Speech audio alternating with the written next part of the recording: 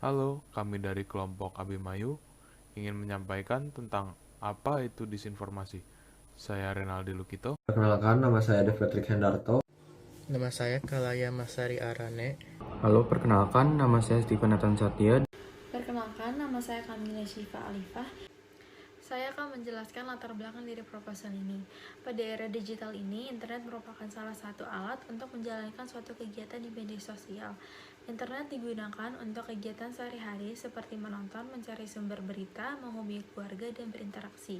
Di balik dari kegunaan tadi, internet juga dapat membuat kekacauan, seperti menyebarkan berita, informasi yang salah, atau bisa dibilang disinformasi. Disinformasi adalah informasi yang salah, tetapi sengaja disebarluaskan dengan tujuan tertentu. Karena itu, kami ingin mempelajari dan meneliti bagaimana disinformasi bisa terjadi dan bagaimana cara menghilangkannya. Sebelum itu, mari kita mengetahui lebih dalam definisi dari disinformasi.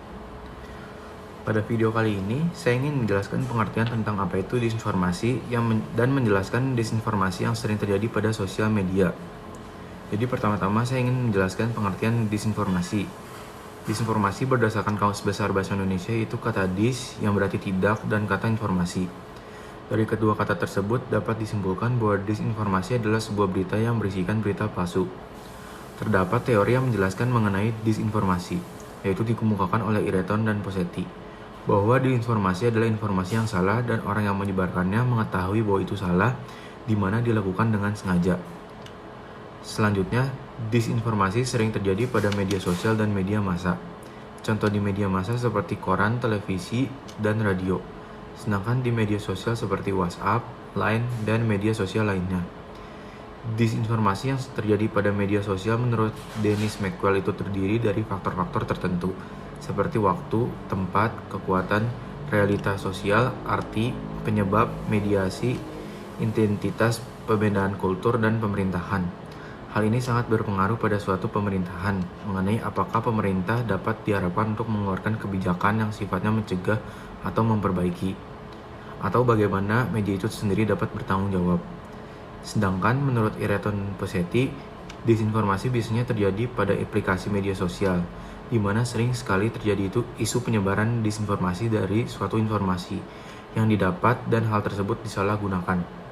Kemudian terdapat hal yang dikhawatirkan lainnya dari dampak disinformasi yang terjadi pada media sosial seperti masyarakat yang menganggap media adalah pembohongan publik semata dan memiliki agenda politik tersembunyi. Yang telah kami lakukan, didapat sebanyak 67,4% responden dari total 46 jawaban mengaku pernah membaca berita disinformasi. Tipe-tipe disinformasi yang mereka alami beragam, mulai dari konten yang sudah dimanipulasi sebelumnya sampai konten yang jauh dari kebenaran informasi yang sebenarnya. Selain itu, juga didapat bahwa 3 dari 46 jawaban mengaku pernah secara tidak sengaja menyebarkan berita disinformasi. Internet menawarkan banyak kegunaan dan kemudahan yang dapat membantu kita dalam kegiatan kita sehari-hari. Tapi jika kita tidak bijak dalam menggunakannya, internet juga bisa menimbulkan dampak negatif. Salah satu dampak negatif yang dapat ditimbulkan oleh internet adalah mudah beredarnya berita disinformasi, terutama pada media sosial.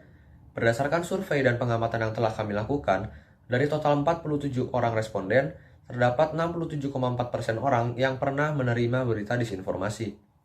Beberapa dari mereka sudah mengerti cara membedakan mana berita disinformasi dan mana berita yang benar.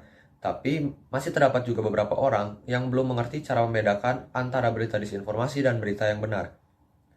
Untuk memastikan keaslian suatu berita, kita harus membaca suatu berita itu dengan secara menyeluruh. Setelah itu, kita harus melakukan pengecekan ulang terhadap beberapa sumber atau beberapa platform yang lain agar memastikan keaslian dari berita tersebut.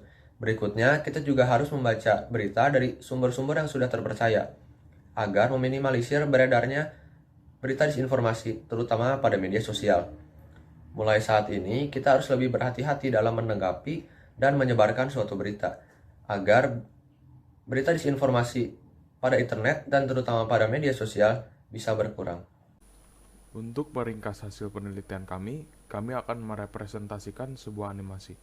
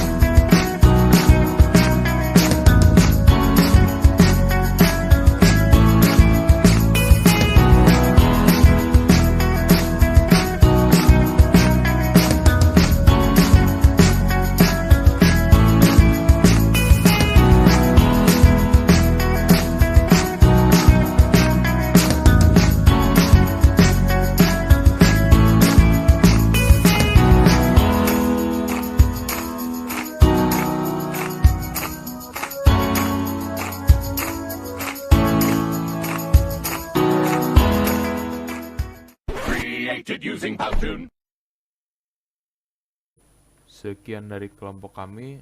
Mohon maaf apabila ada salah kata yang disengaja ataupun tidak disengaja. Terima kasih.